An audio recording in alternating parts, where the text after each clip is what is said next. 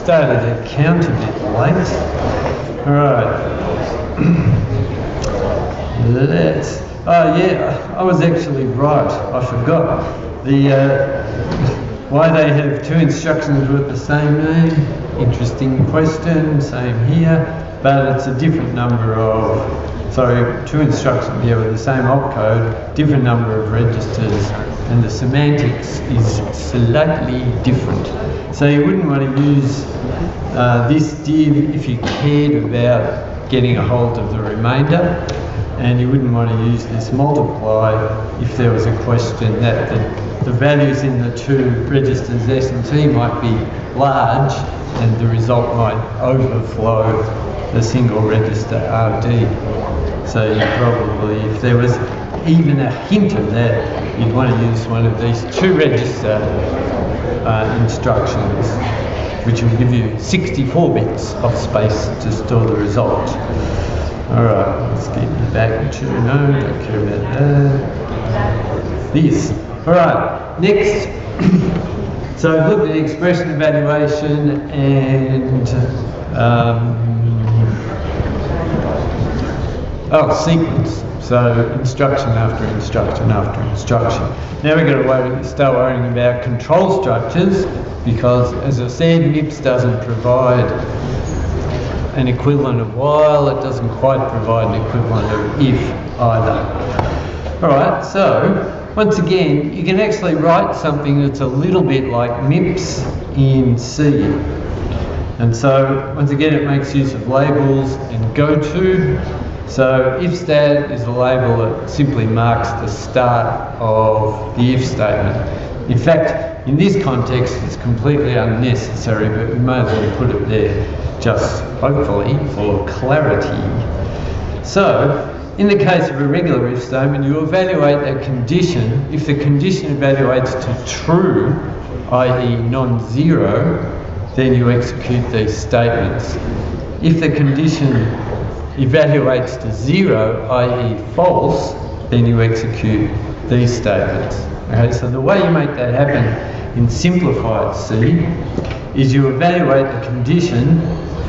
Ultimately, the value is going to end up in a register, because any value that you produce by a computation goes through a register. You can check whether the result was zero, which means the condition evaluated to false, and if it did, then you want to execute these statements, and in the context of this, you simply go to the label in the code that represents the else part. So, if the condition evaluates to false, go and execute these statements. Otherwise, we keep going, we execute these statements, but then of course once you've finished these statements, you don't want to go on and do these. We know that having done these, we go to the next statement in the program. Okay, so that's our understanding of how if works.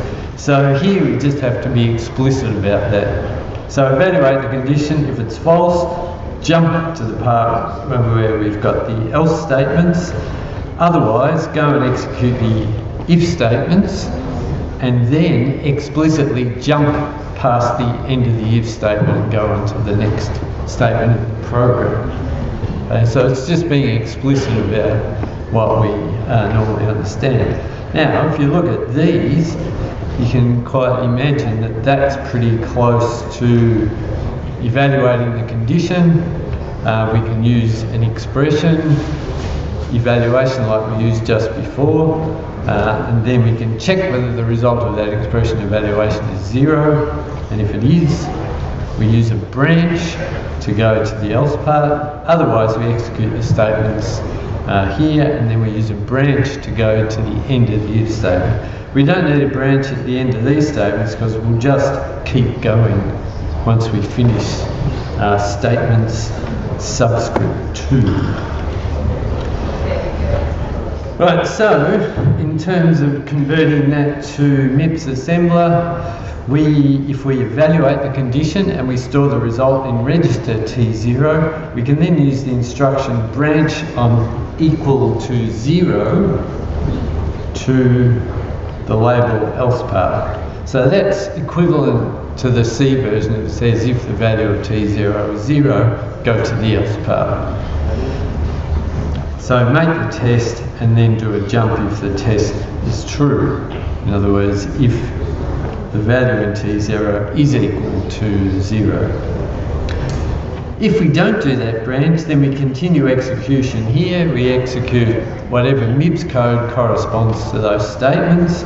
And then when we finish them, we want to go to the end of the if statement so we can put in a non-unconditional branch. So just jump to end if.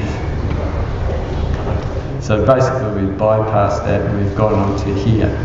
If we ended up at this label because of this expression, this instruction here, then we'll execute whatever MIPS code corresponds to statements 2. And then we'll just fall through and we'll keep executing the code after the if. So here's an example of a little bit of C code that reads in two numbers and checks whether they're equal. If they are equal, it prints Y, i.e. yes. If they're not equal, it prints no.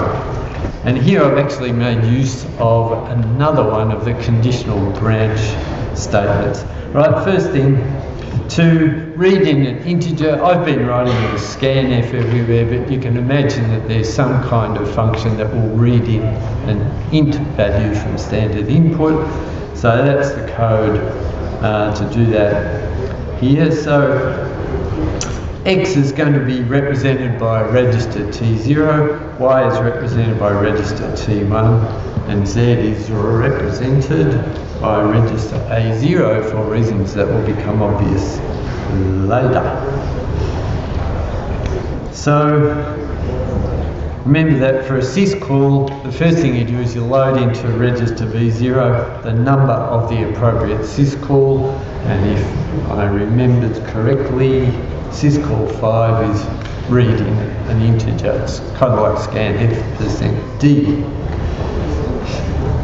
The value that we read in ends up being stored in register V0 as well. So V0 is used on input to say which syscall we wanted to use. When the syscall finishes, V0 contains the value that we read. And that's the more normal use of $V0. I think I said when I was talking about the registers, $V0 and $V1 are registers that are typically used to return values from functions. This usage here is a little bit weird, putting a value into V0 to kind of indicate, it's almost like using it as an input parameter, but it's not. I don't know why they implemented MIPS that way. They probably could have called that, used $A1 or something, would have made more sense. But in any case, having finished the syscall, the number that we read in is contained in V0. We actually want that in the variable X. X happens to be represented by the register T0, so we simply move the value that we read from V0 into T0, which means we copy. Similarly, for getting another number from input, we read it in and we copy it into register T1, which represents the variable Y. Right, next thing to do, we want to do a test whether X is equal to Y. Now it turns out that we don't actually have to evaluate the condition and then check whether the result is 0, because MIPS already has a suitable conditional branch instruction to make the test that we want. So what we're interested in is to check whether T0 and T1 are the same. In fact, what we're checking here is that they're not the same, because that's the else part. So always, when you're doing the test in the loop, sorry, not in the loop, in an if statement, you're always checking for the converse of the way the conditional expression is stated here. So here we want to check if X does equal to Y, and if it is, then we do this. What we're doing here is we're checking if it's not equal to Y, then we go to the else part. Right? And in the else here, I didn't call it else, and I didn't have a label if or anything like that. So set the value to n is where we go, and that's this instruction down here, or that label down here, which is attached to this pair of instructions.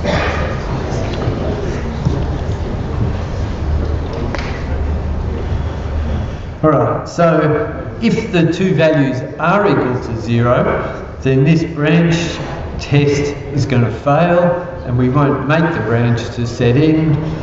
Set n will go to here, and we'll load the value of y into $A0, and then we'll jump to another instruction called print, which is down here, and print simply does the syscall and prints out the value of a single character, which I hope is syscall number 11. The other thing to notice here is we've actually put the value the character that we want to be printed into $A0 already. So we did that up here, and then we jumped down to print to get that value printed out. Alright, if T0 and T1 aren't equal, then what we want to do is set the value of A0 to n. So to do that, we go to the label set n. There's an instruction that loads the character n into register A0, and then we jump to the print, so the label in front of the printer instruction. Now it turns out that jumping to print goes to the next location, which you would have done anyway. So you could actually leave this out and the whole program would work exactly the same as it currently does. I just put it in there to be consistent between the then part and the else part. So by the time we get to this point, we're guaranteed to have either y or n loaded into $A0. We set it up so that the syscall that we invoke is put char, and then we do the syscall. So that'll print out either y or n, whatever we happen to load into V0. But the trick was, or the main trick is this statement here, to check whether the values are equal, and that'll determine which instruction is the next one that we execute. So it's if they are not equal, then we're going to start executing down here. If they are equal, then we're going to start executing here. Any questions on that? Good. Thank you for some feedback. Right, here's another if statement, which I'm sure you would have seen, well, maybe not, I don't know, it's very common, kind of COMP1521 lab exercise. And because I couldn't be bothered dealing with two characters, I just decided to abbreviate all of the grades to one character, which happens to work quite nicely anyway. Alright, so mark and grade happen to be locations in the memory that contain, that are large enough to hold a number in the case of mark and a single character in the case of grade. And we want to implement these semantics. So we assume that by the time we get to the start of that,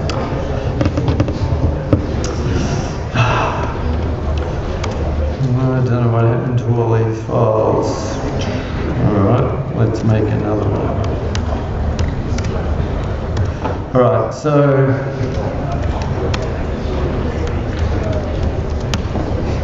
oops, I should have said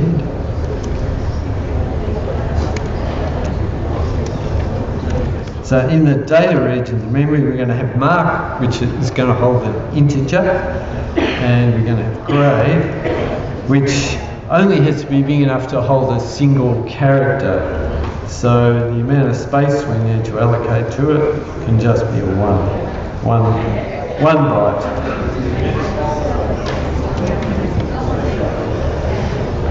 All right, now somewhere along the line we assume that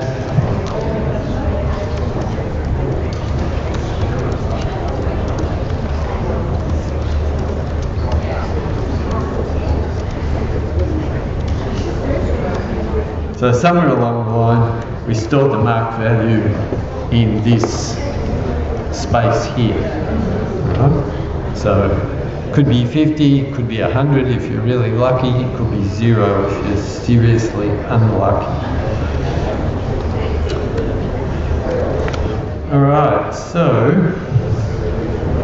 I should have copied the C code just so we know what we're doing.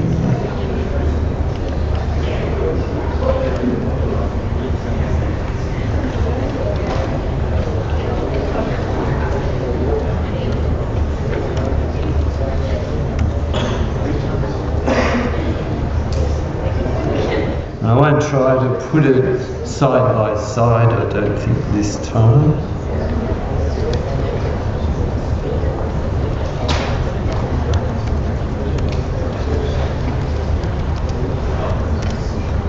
Often it's useful to structure your C code like this, as long as it's not too long. If you've got 3 or 4 C instructions that you're translating to MIPS, it might be worth, rather than trying to put them next to the corresponding MIPS instruction, just put them up front.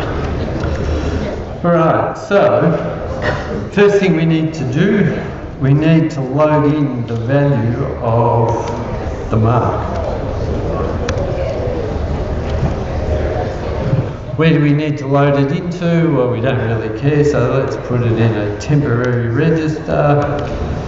So go to the address, to the memory whose address is associated with the label mark, get the contents of that memory cell, that 4 bytes there, and load them into the register T0. Alright, so one way to structure all this stuff is once again to use the converse of the expression. So if the mark is less than 50, we want to do something, but if it's greater than or equal to 50, we want to go somewhere else. So the best way to do that is to use the converse of the test. So if, and once again I need to have the value that I want to manipulate loaded into a register. So if the value currently in T0 is greater than or equal to the value in T1, then we need to go to, let's start giving labels to these things. So this is test 1, which is a label that we don't really need. If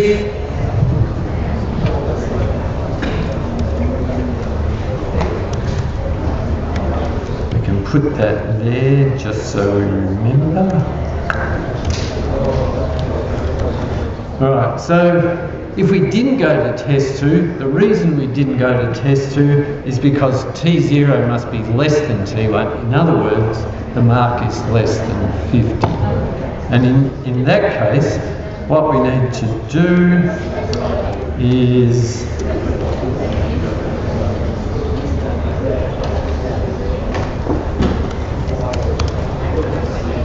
and at this point we don't need T0 and T1 anymore, so we can reuse them. And we can load in the value F. And then remember that the ultimate goal of this is to put the value into the grade variable. So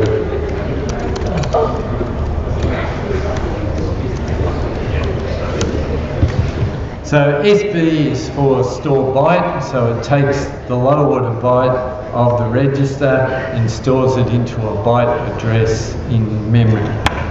So that's going to take the value F and store it into the grade variable, which has almost vanished off the top of the screen up there. Right, having done that, we don't want to, there's nothing more to do in the if statement, so we can simply jump to the end of the if statement.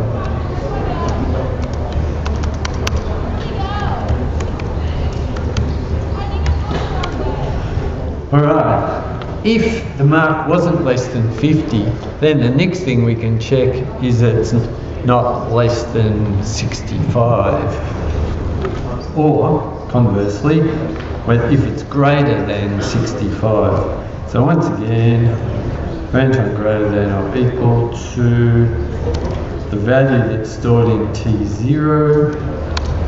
Notice we don't have to worry about T0 having been changed here, because if it was, we're not going to execute this instruction anyway. We're going to store it and then jump to the end of the if. So, if,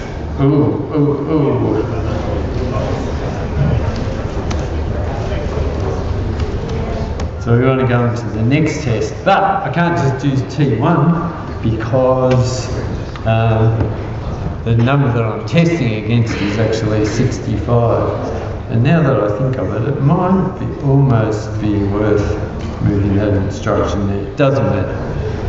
But here it does matter, so we need to load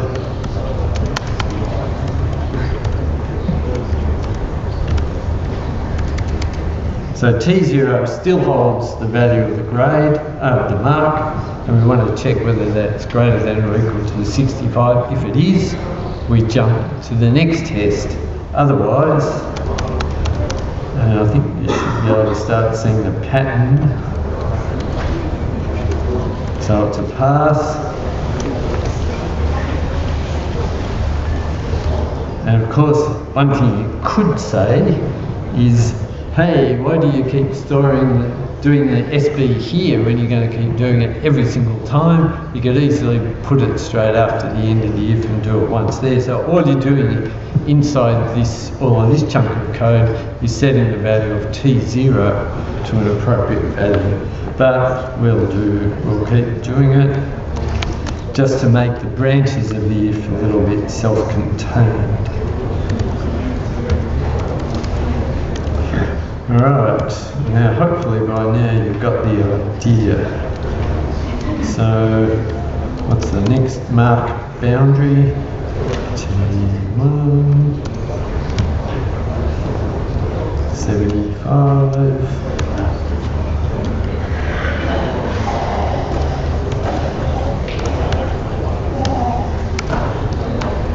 If we don't branch to test 4, then that means that T0 must be less than 75. We've already established it's greater than 50 and greater than 65.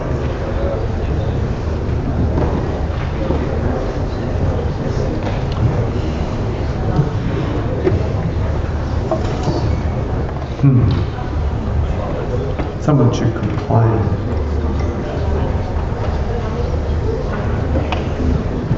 What should you complain about? I'll let you think about it.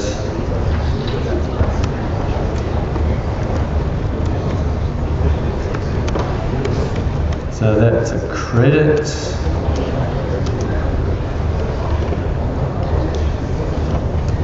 And we do those two instructions again, then we've got test 4, blah blah blah. And I can't be bothered doing all the rest, so dot dot dot. It's all going to be the same pattern. And finally, down the bottom here, we have end if. So that's the entire, well, as much as I would be bothered doing, implementation of that if statement. Now, I stuffed it, I believe. Oh no, I didn't. Oh no, I'm happy.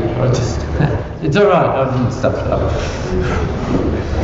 I thought for a moment that should have been branch on greater than. If I'd made it branch on greater than, then what would have happened? Somebody with a mark of 50 would have been treated as a fail. So, how unfortunate for them.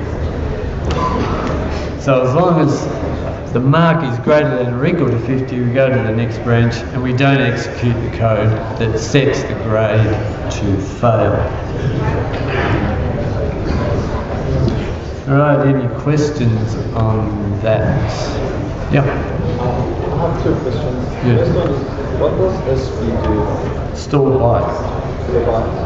So it takes, as I said, takes the low order byte from the register and stores it into memory at the specified address.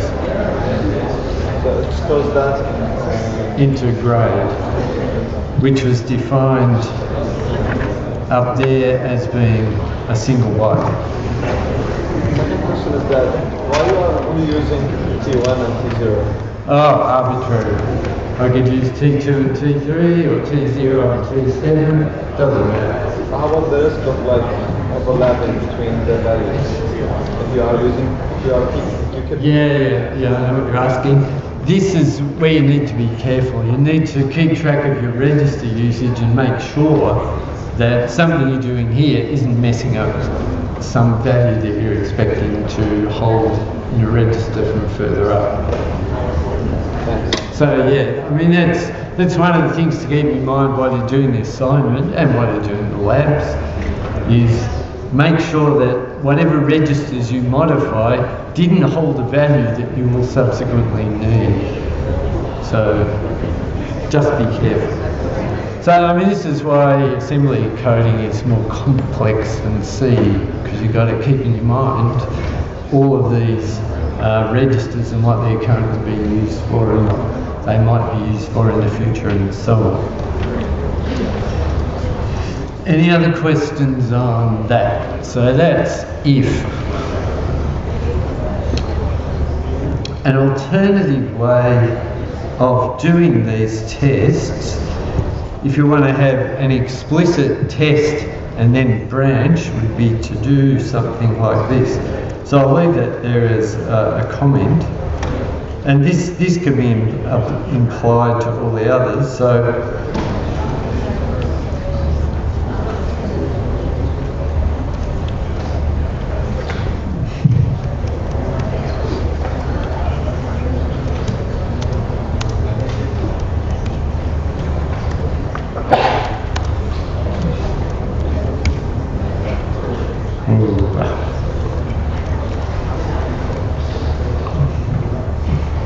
and so here's an example of where we need to be careful.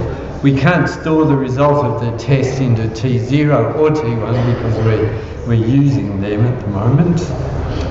So we probably need to store it into T2, and then we make the check that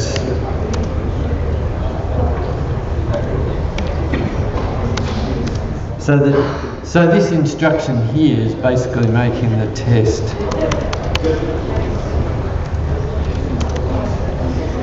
if grade less than 65.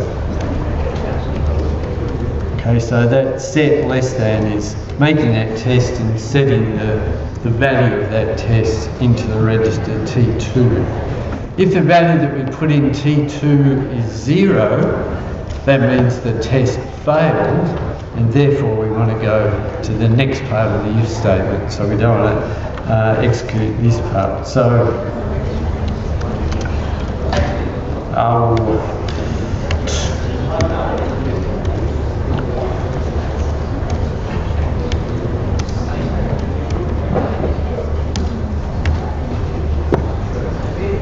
So these two instructions that I put here produce exactly the same effect as that instruction there. We just switch the sense of the test. So rather than saying if T0 is greater than or equal to T1, we check whether it's less than, and if that's false, then we make the jump. Any other questions on that? Nope. Right, so let's take a look. So how do you implement switch? Which you probably haven't used that much anyway, but you can implement it simply as a sequence of tests, kind of like what we'd already done.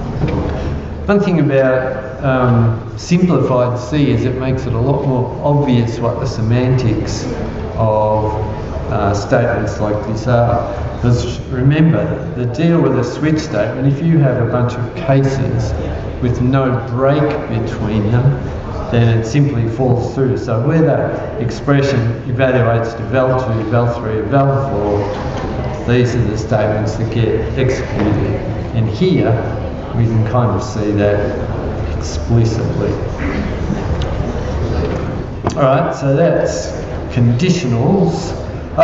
One important thing to notice too, and another place where MIPS makes some aspects of C explicit that you might not otherwise have realised, is that Boolean expressions in C use short-circuit evaluation, which basically means they evaluate just enough of the expression to work out what the overall expression would evaluate to. So for example, in this case, we evaluate condition 1. If that's false, then we can save a bit of time by not bothering to evaluate these, because the first expression is false, so the overall expression is going to be false. Of course, that only works if you know it's a conjunction where we've got condition and condition and condition and condition.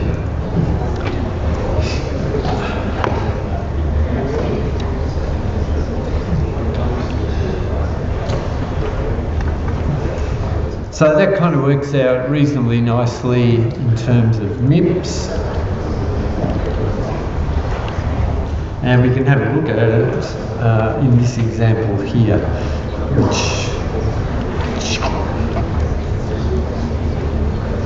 now I'd assume that X and Y are labels. Why did I do that? I don't know.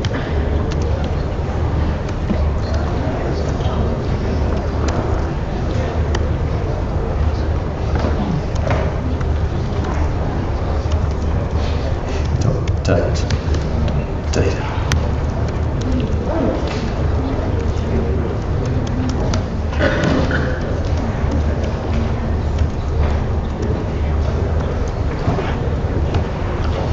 Right, so that's our two variables.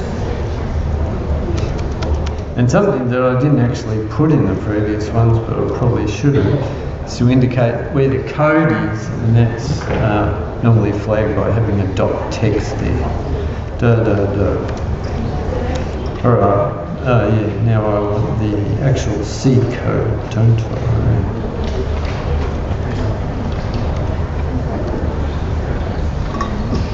I got it? Yeah, I did.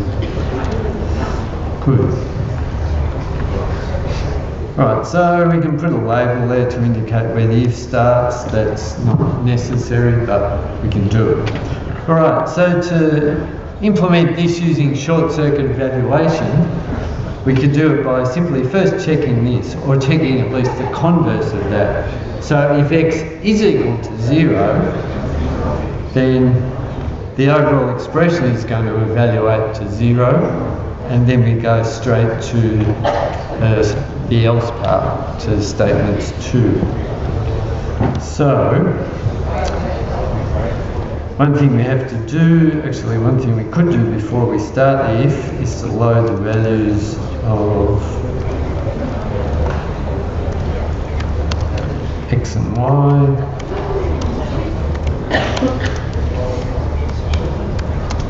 Once again, arbitrarily chosen T0 and T1. I could have used S0 and S1, I could have used T4 and T7, doesn't really matter, as long as they're two separate registers. So,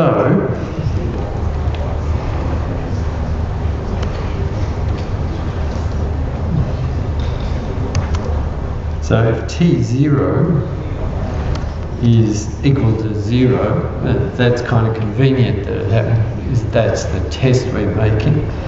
If T0 is equal to 0, this whole expression evaluates to false, and we go to statements 2. So let's imagine that we've got a label somewhere down here called statements 2.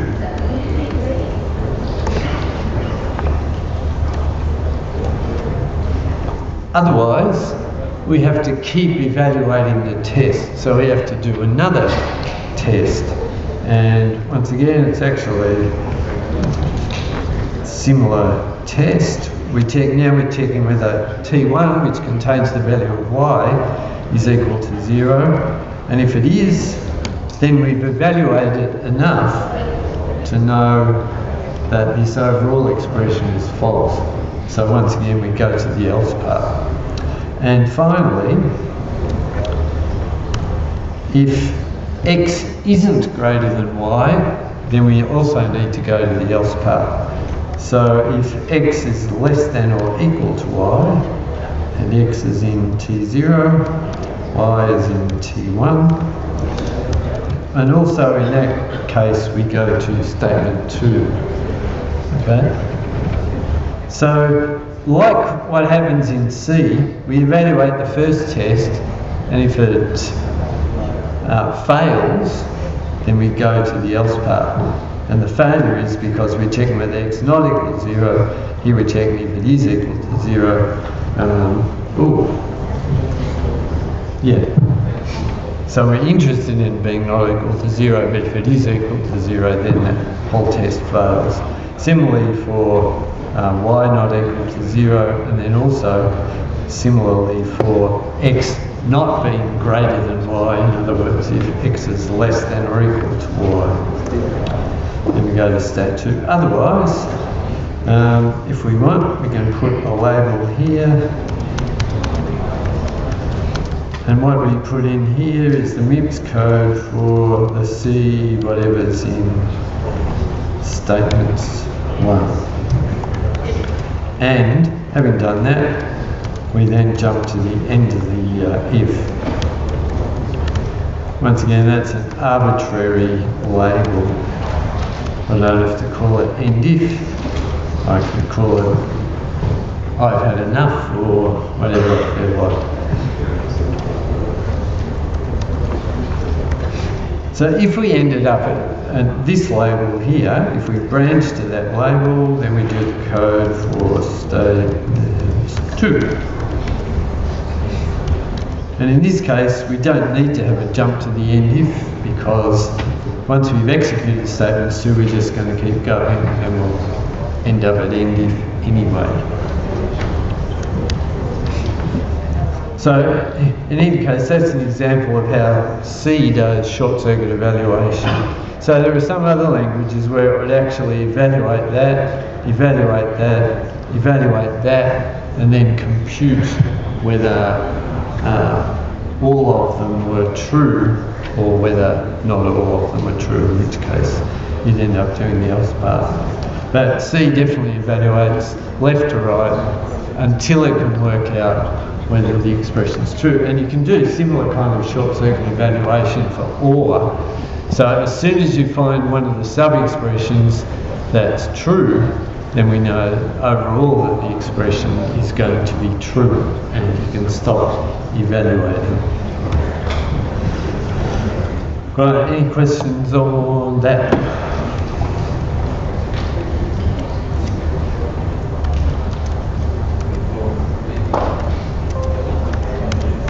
Well, we should make them comments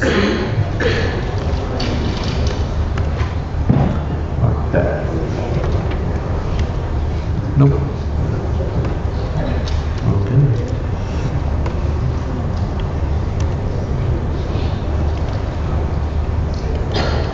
Right, so we know how to deal with if, we know how to evaluate complex conditions. What about loops? Well, it's a similar kind of idea to what we have with if statements. So we've got, except in this case, rather than jumping to the end of the loop, we jump jumping to the end of the if like we did with if statements, we jump back to the start of the loop. Okay, so once again, the meaning of this while statement is evaluate the condition if it's true, execute the statements, and then go back and evaluate the condition if it's true, execute the statements, and go back again, blah, blah, blah, until eventually the condition becomes false. Alright, so a rendering of that in something that's a sort of weird hybrid of simple C and MIPS assembler is evaluate the test condition. If the test condition evaluates to false, in other words, if the result of the test condition is 0, then we finish the loop and we go to the end of it. The statement would be on the end of the loop. Otherwise, we execute the statements in the body of the loop, and then we go back to the top of the loop and repeat. We check the condition again. If it's false, finish the loop. Otherwise, execute the statements and go back to the top of the loop. Okay, so hopefully you can see that the semantics is the same as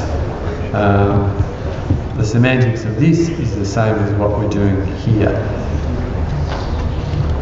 As we saw with if, we don't necessarily have to evaluate the condition and then do a test whether it's true or false.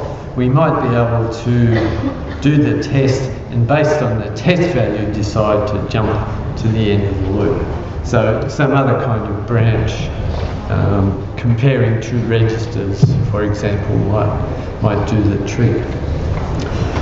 Alright, for loops, basically just a special case of while. Hopefully everyone knows that this for loop here is really just shorthand for that. Although looking at this looks shorter than that. Interesting. And I forgot the semicolon there, it doesn't matter. Right, so we initialize I, we check that I is still less than n, and if it is, we execute the statements, and then we increment the value of I. And we just keep doing that until I becomes equal to n, at which case we exit the loop.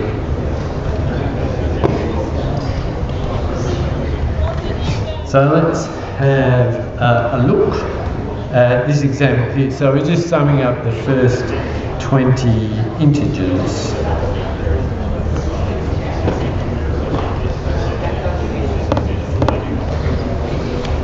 Let's see. Do I have a solution already? No, that's the one that sums up the values in an array. Oh dear. Right, so once again we need to grab the C.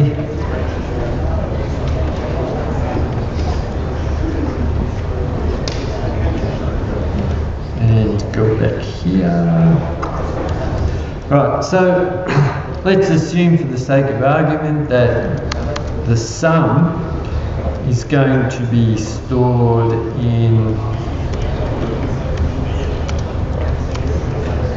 let's pick a different register for a change, and I is going to be stored in $T1. Right. Like I said, it doesn't really matter as long as they're different registers, that's probably fine. Alright, so let's start looking at how we might do this in MIPS. First thing we've got to do, we've got to initialize the values in the register. So S0 is initialized to 0. I is initialized to 1. What did I make it? To 1. Alright, so that's the first line of C. Sum equals 0, I equals 1. Then we start our loop. Right, so the thing about this loop is what we're really interested in. As soon as the value of I becomes greater than 20, we want the loop to terminate. Okay? So something else that I need to get is the value of 20. And this one I can store in T0. So as soon as the value in I becomes greater than 20, we quit the loop. So we're doing a branch on greater than, and we're checking I, which is T1, and we're comparing that to 20, which is in T0, and if that condition is true, then we branch to the end of the loop. Once again, these labels are arbitrary, they just kind of make sense in the context. Alright.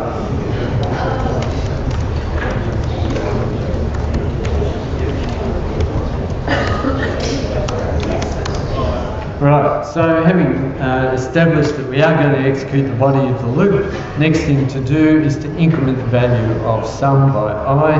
Both values happen to be in registers, so that's easy. Sum is in $S0, I is in $T1. So that will increment the value of sum by the current value of I.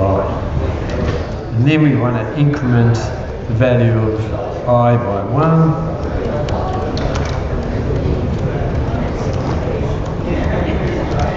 1. So we do an adding here, add 1 onto the value that's currently in T1 and store the result in T1.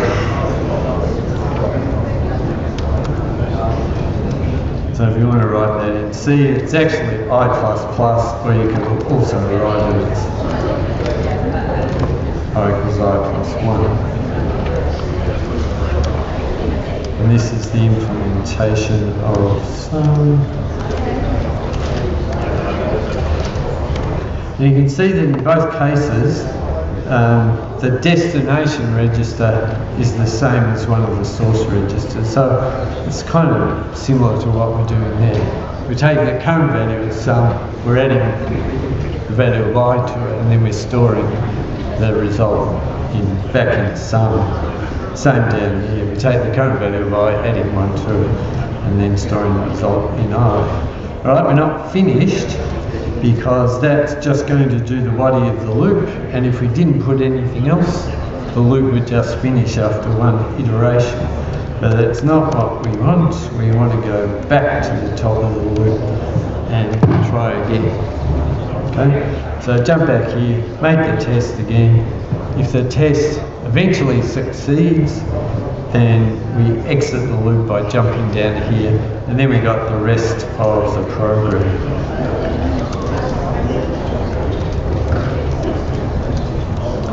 So whatever we want to do with the value that we ended up with in $S0, we might want to print it out, whatever, we can do that.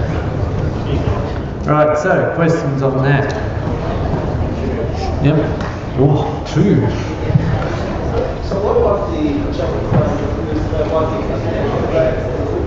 well, we can choose right after condition, e.g. Yeah. So you want to put something. You want to move that up to here.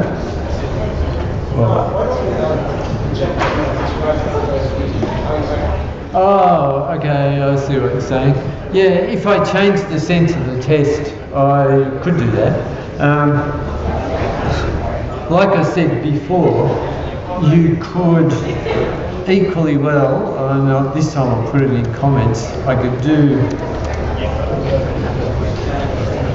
a test of it's less than or equal to.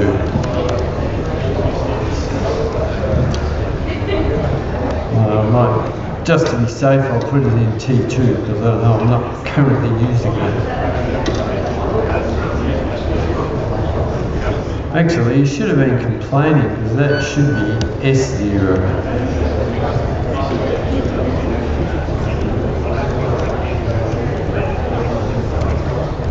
So that makes a test, checks whether I is less than or equal to 20. If it's not, then T2 is going to end up with the value 0. And if it does, then we know that we want to go to the end of the loop. Is that what you're asking? Not really. It's kind of, I mean, this thing here has got a built-in jump, if you like, which only happens if we evaluate these two things, or we evaluate whether T1 is greater than S0. Should have been S0 all along. Yeah? Shh. No. But that confused someone based on what I saw in the forum. When I put them on the same line, they didn't know why they were there.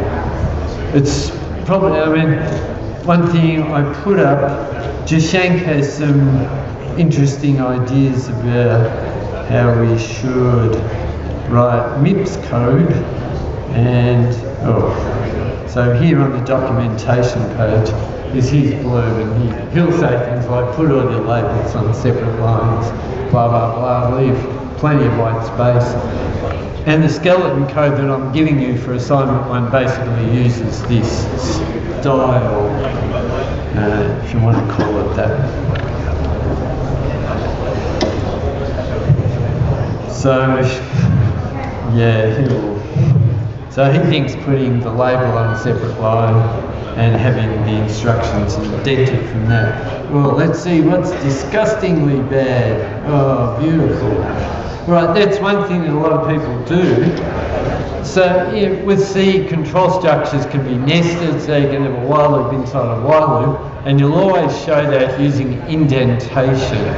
In MIPS, that's probably a bad idea, but that's what someone's trying to do here, show the nested loop, so maybe don't do that. Although you can argue, hey, that's just Jashank's opinion about what's disgustingly bad. Up to you. Alright, that looks like a good place to stop. So I'll see you tomorrow.